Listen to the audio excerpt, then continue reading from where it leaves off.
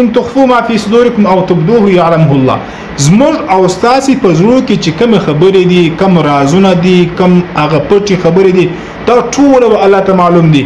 کچېرې موږ تاسې په خوله باندې یو خبره ظاهره کو ښکاره کو هم الله ته معلوم ده، او کچېرې موږ تاسې یو خبره پټه په زړه کې وساتو، دا ټول چې دي هغه الله ته معلوم دي.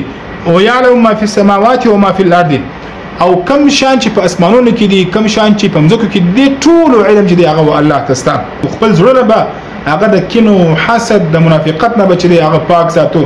نو دی وخت کې به الله رحم چې دی هغه پر موږ تاسو باندې راځي. قسم زموږ تاسو اعمال لږوي، قسم زموږ تاسو اعمال کم وي، لیکن هغه اعمالو کې موږ تاسو او الله ته مخلص یو، موږ تاسو هغه د الله د رضا لپاره عمل کو، دغه عمل چې دی هغه الله ته محبوب دی.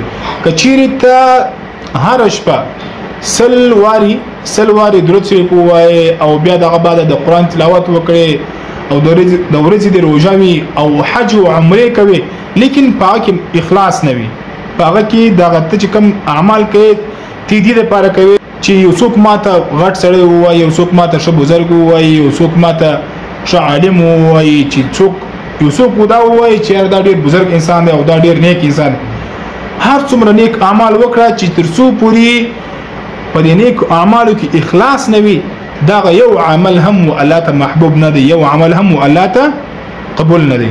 هغه عمل چې کوم یو نیک عمل کوو، دا نیک عمل څخه مخکې دغه شپږ خبرې موږ تاسې په خپل ذهن کې وساتو. اول دا دی چې موږ په هر عمل کې اخلاص پیدا کوو. اخلاص دا مطلب چې هر نیک عمل کوو، د نیک عمل سره سره به موږ دا نیت وي چې د عمل موږ او تاسې د الله د رضا لپاره کوو، د مخلوق لپاره نه. دویم چې نبی کریم صلی الله علیه وسلم فرمان دی چې په خپل دین کې تاسې مخلص اوسئ. ستاسې کم عمل، ستاسې لږ عمل، هغه به او الله ته به دومره محبوب سي چې به ستاسو لپاره کافي سي. یعنی کچېرې په دنیا کې موږ تاسې یو وړوکی عمل، یو کوچنی عمل په اخلاص سره وکړو، یو نیکی وکړو صرف او صرف د الله د رضا لپاره، نو دغه نیکی به هم زموږ ستاسو لپاره کافي سي. الله به په دې باندې موږ تاسې څخه راضي سي. اوس ګوره د نبی اسلام په دې ارشاد مبارک کې، په دې حدیث مبارک کې ډیر یو غټ یو عظیم او ښایسته نصیحت چې دی هغه پروت دی. دا صدقه ورکول باید بعض پټي هم ورکولی سي، چاته ښکاره هم ورکولی سي صدقه، خو لیکن په زړه سره کار لري. که چیرې ستا زړه صفا و، د الله رضا و په زړه کې، بیا خو په دې باندې تا ته ډیر زیات ثواب الله رب العزت درکوي. که چیرې ستا صدقې ورکولو په وخت کې دا نیت و چې مطلب سبا خلک ماته غټ سړی ووایي، ماته سخي انسان وویل سي، ماته ډېر ښه سړی وویل سي، ډېر ښه انسان ماته وویل سي، نو دغه چې دی دا عمل و الله ته قبول بیا نه دی. په دې وخت کې به الله رب العزت تا په دا چې کوم نیت دی چې زه په خلکو کې مشهور سم، یا سبا خلک ماته ښه انسان ووایي او ماته خلک یو ښه سخي انسان راته ووایي، الله به ستا دغه تمنا قبول کړي. آخرت کې به ستا یوه حصه هم بیانوي. د دې مثال دا رقم دی لکه فرعون یو وخت کې دعا وکړه چې الله دا دریای نیل چې دی دا جاری کړه، په دې دریای نیل کې اوبه راوله.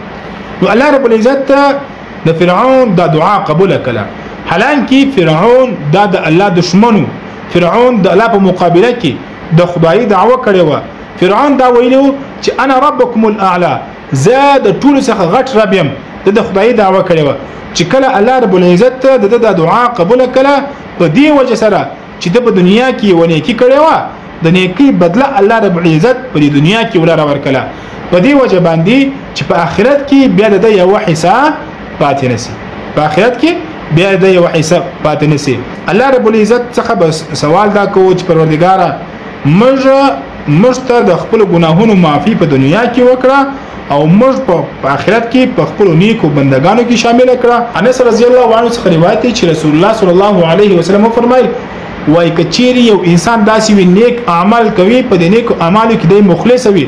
مخلص دا مطلب دا نیک اعمال ټول د الله د رضا لپاره د اعمال کوي. او بل دا چې د لمانځه پابندي کوي، لمونځ نه قضا کوي، او روزه په پابندي باندې نسی، روزه نه قضا کوي. وای کچيري په داس حالت کې مرسي، هر وخت چې د دنیا څخه ولر سي، وای دی انسان څخه الله راضي دی، الله دې انسان څخه خوشاله دی، د انسان اخرت به کامیاب وي. اوس دا څومره یو ښایسته خبره ده، دا څومره یو غټ زیری دی د مسلمان لپاره، د هغه مسلمان لپاره چې هغه اعمال کوي، نیک اعمال کوي، که صدقه کوي، که یو خیرات کوي، که یو بل نفلی عبادت کوي، دی په دې اعمالو کې مخلص وي. د دې اعمال کول څخه مخکې دی په زړه کې دا وایي چې یاره زه د عمل کوم خالص د الله درزا لپاره کوم، او دی د لمانځه پایبند وي، لمونځ نه پرېږدي. رسول الله مبارک فرمایي چې د کم چا نیت د آخرت د ګټې وي، هر عمل چې کوو د آخرت موږ مخې ته پروت دي، د آخرت مطابق موږ تاسې عمل کوو. نو نبی اسلام فرمایل چې وایي الله بس موږ او تاسې په زړه کې بیا غنا واچوي. غنا څه مطلب؟ الله به بیا موږ او تاسې مستغنیان کې. مستغنی څه مطلب؟ مستغنی دا مطلب بیا کچېرې یو څوک ډېره دنیا ولري، زما استاد څخه زیات موټران ولري، زما استاد څخه زیات مال دولت او خزانه ولري، ما اوسه په زړه کې به هیڅ کله بیا د هغه دنیا تمنا دغه خواهش بیا نه راځي. یعنی کچېرې یو څوک پر الله باندې مین سي، په زړه کې اخلاص ولري، که څه هم دی غریب وي، که څه هم دی مسکین وي، خو لیکن دی د بل چا د دنیا څخه، د بل چا د پیسو څخه نه متاثره کیږي. ما په خپل ژوند کې ډېر داسې خلک لیدلي دي چې ښه دنیا الله ورکړې وي، ښه مال او دولت الله ورکړې وي، ښه خزانه الله ورکړې وي، بیا هم د نیت چې وي هغه د دنیا نه وي، د دنیا ګټه وي چې بلډینګ جوړ کما، ښه موټر ځان ته ودروم او په بچانو باندې ښه زیات ښه تعلیم وکما. د آخرت یو فکر نه یو سره.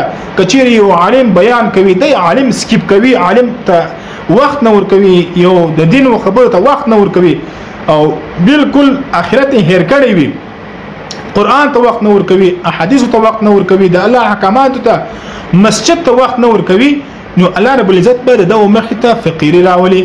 یعنی که څه هم د سره پیسې وي، که څه هم د سره مال دولت وي، بیا به هم د خپل ځان فقیر معلومیږي د نورو خلکو په مقابله کې.